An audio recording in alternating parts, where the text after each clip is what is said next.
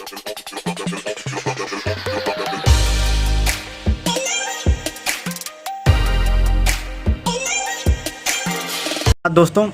अभी मैं ऊपर छत पे ही बैठा था। हमारे यहाँ भी अभी बारिश हो रही थी, अब तो बारिश बंद हो गई है।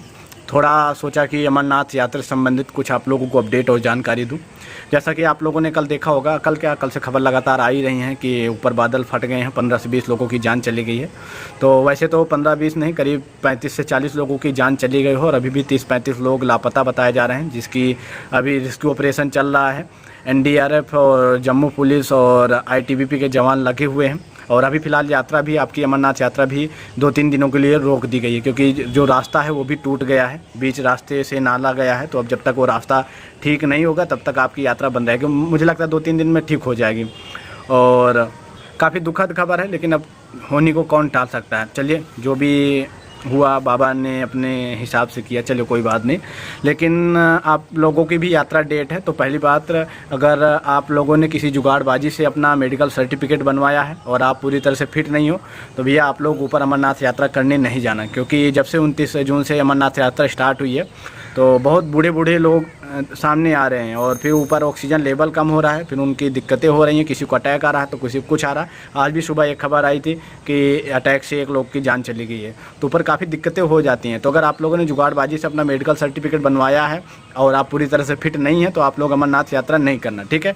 और एक और बात कि अगर आप लोगों की अमरनाथ यात्रा डेट है, मतलब कि आप यात्रा में जाने वाले हैं, तो अपनी तैयारी अभी से करना स्टार्ट कर देना। मतलब कि एक्सरसाइज वगैरह, वर्कआउट वगैरह, घूमना टहलना स्टार्ट कर देना। क्योंकि अगर एक बारगी से आप ट्रैकिंग करोगे तो फिर काफ़ी ज़्यादा दिक्कतें होंगी। 30-40 किलोमीटर आपको ट्रैक करना है, वो भी पहाड़ में, और ऊपर जितना जाओगे उतना ऑक्सीजन लेवल कम होता है, तो काफ़ी डिफ़िकल्ट होता है। तो इसीलिए आप अभी, अगर आप लोगों की मतलब हफ्ते, 1.5 हफ्ते, 2 हफ्ते, 3 हफ्ते टाइम है आपकी यात्रा में, तो वर्कआउट वगैरह, एक्सरसाइज वगैरह करना स्टार्ट कर दो, घूमना टहलना भी स्टार्ट कर दो, ठीक है।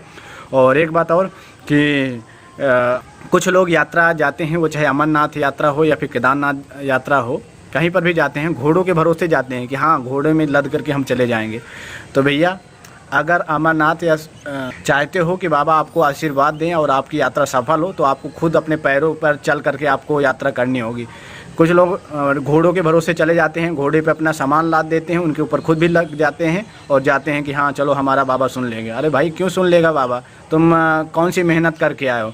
तो अगर आप अपने पैरों से जा नहीं सकते तो अमरनाथ या फिर कोई भी यात्रा नहीं किया करो। अभी केदारनाथ की बातें बताऊं तो केदारनाथ में इस बार जब से यात्रा स्टार्ट हुई है, 400-500 घोड़े की जान चली गई है। लोग जाते हैं, चढ़ करके चले जाते हैं, बाद में घोड़ों की क्या हालत होती है आप लोगों को क्या पता।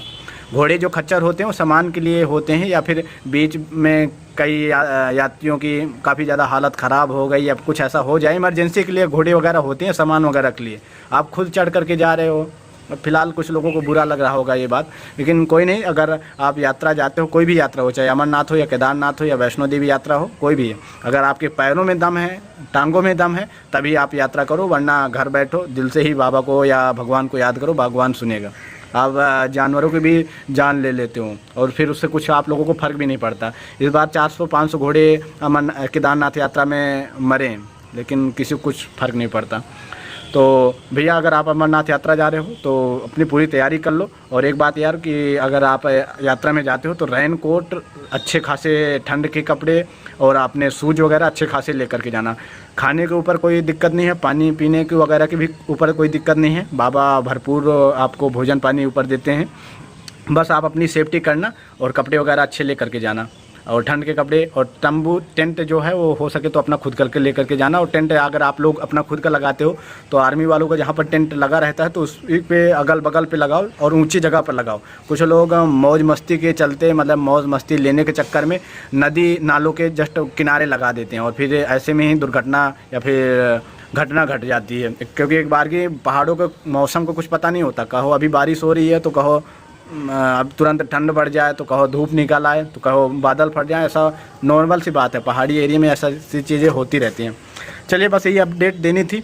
बाकी 25 तारीख से अपनी भी यात्रा स्टार्ट है। जो भी होगा मैं इसी चैनल पे आप लोगों को अपडेट देता रहूँगा।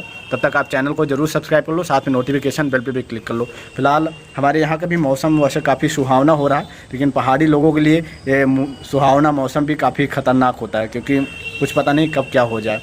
चलिए, जय श्री अमरनाथ दोस्तों। भूखे को अन्न और प्यासों को पानी दे। जय श्री अमरनाथ।